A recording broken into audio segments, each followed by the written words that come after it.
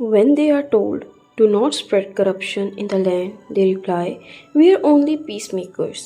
Indeed, it is they who are the corruptors, but they fail to perceive it.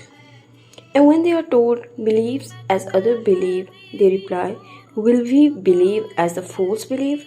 Indeed, it is they who are fools, but they do not know. When they meet the believers, they say, "We believe." But when alone with their evil associates, they say, "We are definitely with you. We were only mocking." Allah will throw their mockery back at them, leaving them to continue wandering blindly in their defiance. They are the ones who trade guidance for misguidance, but this race is profitless and they are not rightly guided.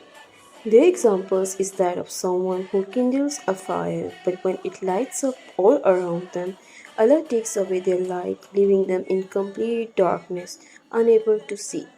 They are willfully deaf, dumb, and blind, so they will never return to the right path. Or those caught in a rainstorm from the sky with darkness, thunder, and lightning. They press their fingers into their ears at the sound of every thunderclap for fear of death. And Allah encompasses the disbelievers by His might. It is as if the lightning were about to snatch away their sight. Whenever lightning strikes, they walk in its light, but when darkness covers them, they stand still.